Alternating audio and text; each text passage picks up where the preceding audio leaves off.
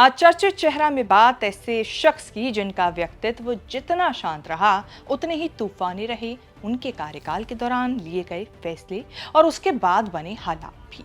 ये वो हैं जिनकी अगुवाई में वो हुआ जिसने सालों पहले सबको बैंकों के बाहर लगी कतार में लाकर खड़ा कर दिया। काम ऐसा किया कि सरकार के साथ भी मतभेद बन गए। इस्तीफा दिया तो मुद्दा बना आरबीआई की स्वतंत्रता, रिजर्व ट्रांसफर और बैंकों के रेगुलेशन, जिस पर उन्होंने अपनी नाराजगी कई बार जाहिर की। अगर आप अब भी नहीं समझे हैं कि हम किसकी बात कर रहे हैं तो बता देती हूँ, हम बात कर रहे हैं आरबीआई के पूर्व गवर्नर उर्जित पटेल की। आज अचानक इनकी चर्चा इसीलिए कि आरबीआई से चले जाने के बाद उन्हें फिर से बड़ी जिम्मेदारी मिली है। उर्जित पटेल को अंतर्राष्ट्रीय मुद्रा कोष यानी आईएमएफ में भारत का कार्यकारी निदेशक नियुक्त किया गया है। तो इसके बाद से ही चर्चा में आया सालों पुराना नोटबंदी का वो किस्सा और उसके बाद हुए विवाद। क्या है पूरा मामला, किस मुद्दे पर हुई उर्जित पटेल की और सरकार के बीच टकराव, अब क्यों फिर एक बार सरकार की तरफ से मिली है उन्हें बड़ी जिम्मेदारी, बताएंगे सब चर्चित चेहरा के इस एपिसोड में। तो बने रहिए वीडियो के आखिर तक। नमस्कार, मैं हूं कीर्ति और आप न्यूज तक पर देख रहे हैं चर्चित चेहरा। उर्जित पटेल ने 2016 में रघुराम राजन के बाद सितंबर में ये आरबीआई गवर्नर का पद संभाला था और उनके कार्यकाल के सिर्फ 2 महीने बाद ही यानी कि 8 नवंबर 2016 को प्रधानमंत्री नरेंद्र मोदी ने 500 और हजारों के नोटों को लेकर डीमोनेटाइजेशन होने की बात कह दी थी, ऐलान कर दिया था। इस ऐतिहासिक फैसले को लागू करने में आरबीआई की बड़ी भूमिका थी और गवर्नर के तौर पर उर्जित पटेल उस टीम का नेतृत्व कर रहे थे जो नोटबंदी की पूरी प्रक्रिया संभाल रही थी। नोटबंदी का फैसला सरकार का था, लेकिन इस प्रक्रिया में तकनीकी और नीतिगत सुझाव देने में आरबीआई की अहम भागीदारी थी। उर्जित पटेल द्वारा पेश की गई रिपोर्ट के मुताबिक महंगाई 4% की सीमा के नीचे ही रहनी चाहिए या रखना चाहिए, जिसके बाद महंगाई दर के लक्ष्यों को निर्धारित किया गया था। नोटबंदी के बाद नकदी की भारी किल्लत देखने को मिली। एटीएम में पैसों की कमी और आर्थिक गतिविधियों पर पड़े असर जैसी चुनौतियों से निपटना भी उर्जित पटेल के लिए बड़ी परीक्षा बनी थी। उस समय उन्हें विपक्ष और आम जनता दोनों की ही आलोचना का सामना करना पड़ा था, साथ ही सरकार को भी। हालांकि दिसंबर 2018 में उन्होंने निजी कारणों का हवाला देते हुए अपने पद से इस्तीफा दे दिया था। उनका इस्तीफा उस समय काफी चर्चा में रहा क्योंकि ये पहली बार था जब 1990 के बाद किसी आरबीआई गवर्नर ने कार्यकाल पूरा होने के पहले ही पद छोड़ा था।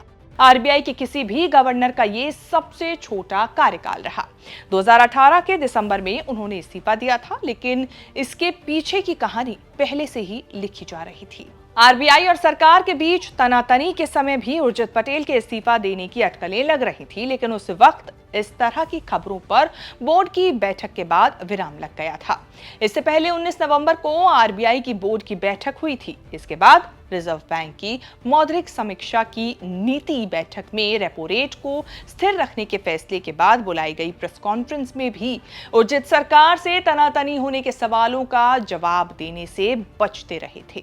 उनके कार्यकाल के दौरान सरकार और उनके बीच मतभेद भी कई सामने आए थे। फिर दिसंबर में उन्होंने इस्तीफा भी दे दिया। इससे पहले पटेल ने आरबीआई की स्वतंत्रता, रिजर्व ट्रांसफर और बैंकों के रेगुलेशन को लेकर सरकार पर अपनी नाराजगी जाहिर की थी। अब सालों बाद उर्जित पटेल को बड़ी जिम्मेदारी दी गई है। उन्हें अंतर्राष्ट्रीय मुद्रा कोष यानी आईएमएफ में भारत का कार्यकारी निदेशक नियुक्त किया गया है। ये कदम ऐसे समय में उठाया गया है जब भारत ने पाकिस्तान के लिए आईएमएफ के बेल आउट कार्यक्रमों का लगातार विरोध किया और इस बात पर चिंता व्यक्त की कि इस्लामाबाद इस तरह के धन का इस्तेमाल युद्ध और सीमा पार आतंकवाद को बढ़ावा देने के लिए कर सकता है। हाल ही में आईएमएफ बोर्ड ने एक मौजूदा बहुवर्षीय कार्यक्रम के तहत पाकिस्तान को $1 अरब का कर्ज देने को मंजूरी दी थी, जिसमें कुल $7 अरब की सहायता शामिल थी। इसमें जलवायु परिवर्तन से निपटने के प्रयासों के लिए $1.4 अरब की कर्ज की लिमिट को भी मंजूरी दी है, जो किश्तों में जारी की जाएगी। जिन्हें नहीं पता उन्हें एक बार बता दें कि उर्जित पटेल का आईएमएफ से पुराना नाता रहा है। 1996 से 1997 के दौरान वो आईएमएफ से डिप्यूटेशन पर आरबीआई में काम कर रहे थे और उस दौरान उन्होंने कर्ज बाजार के विकास, बैंकिंग सुधार, पेंशन फंड सुधार और विदेशी मुद्रा बाजार को मजबूत बनाने में अहम सलाह दी थी। 1998 से 2001 के बीच उन्होंने वित्त मंत्रालय में कंसल्टेंट के तौर पर भी काम किया। इसके अलावा वो कई दूसरे सार्वजनिक और निजी संस्थानों में भी अहम पदों पर काम कर चुके हैं। अब आईएमएफ में कार्यकारी निदेशक के तौर पर उनका ये कार्यकाल 3 सालों का होगा। केन्या में जन्मे उर्जित पटेल ने अमेरिका की येल यूनिवर्सिटी से इकोनॉमिक्स में पीएचडी, ऑक्सफोर्ड यूनिवर्सिटी से एमफिल और लंदन यूनिवर्सिटी से बीएससी की डिग्री हासिल की है। उर्जित वित्त मंत्रालय के सलाहकार रिलायंस इंडस्ट्रीज, आईडीएफसी, एमसीएक्स और गुजरात स्टेट पेट्रोलियम कॉर्पोरेशन जैसी कंपनियों में भी काम कर चुके हैं। आज चर्चित चेहरा में उर्जित पटेल की बात इसीलिए क्योंकि भारत की तरफ से आईएमएफ में उन्हें कार्यकारी निदेशक बनाया गया है। बड़ी जिम्मेदारी मिली है, इसीलिए हमने अपने दर्शकों के साथ चर्चित चेहरा में उर्जित पटेल और उनसे जुड़ी ये जानकारी साझा की।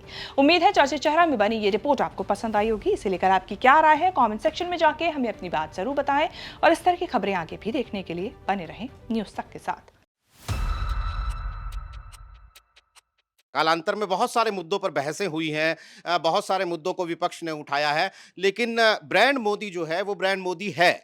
उसके वजन में, उसकी लोकप्रियता में कोई कमी नहीं आती है। देखिए नीरज, युद्ध और युद्ध के समय जो भाषा का इस्तेमाल है वो बहुत इंपॉर्टेंट रोल प्ले करता है। अगर आप युद्धोन्माद को यहां पहुंचा देंगे और आपकी अगर टारगेट अचीवमेंट यहां होगा तो ये जो गैप है ये आपका लोकप्रिय बनाएगा। आज की तारीख में अगर आप जाके तमाम जो सोशल मीडिया प्लेटफॉर्म्स हैं उन पे अगर आप देखेंगे, जो दक्षिणपंथी लोग जो प्रधानमंत्री नरेंद्र मोदी का गुणगान क्या करते थे, अंधभक्ति क्या करते थे, आज वहां पे किस तरीके की टिप्पणियां हो रही, मैं नाम नहीं लेना चाहता हूं, जिस भाषा का इस्तेमाल वहां हो रहा है वो इसलिए है क्योंकि जब आप कहेंगे आर पार की लड़ाई होगी, इस बार तो मिट्टी में मिला देंगे, जब आपकी सेना वहां मिट्टी में मिला रही थी पाकिस्तान को, तब आप अचानक आपने सीजफायर क्यों कर दिया? आप इंदिरा गांधी की 1971 की बात आप करते हैं और कहते हैं हमने वो मौका गंवा दिया जब हमारे पास 90,000 पाकिस्तान के प्रिजनर्स ऑफ वॉर थे। हमको पीओके ले लेना चाहिए था उस वक्त, उसके बदले में हमने नहीं लिया। आपने जब उनके 9 एयरफील्ड्स को डिस्ट्रॉय कर दिया और आप अंदर घुस रहे थे तो पाकिस्तान के साथ सीजफायर की शर्तें होनी चाहिए। मुझे लश्कर तैयबा का चीफ चाहिए, मुझे जैश ए मोहम्मद का चीफ चाहिए और मुझे इन राइटिंग गारंटी चाहिए कि आइंदा कभी आप इस तरीके की हरकत नहीं करेंगे और पीओके लेना चाहिए।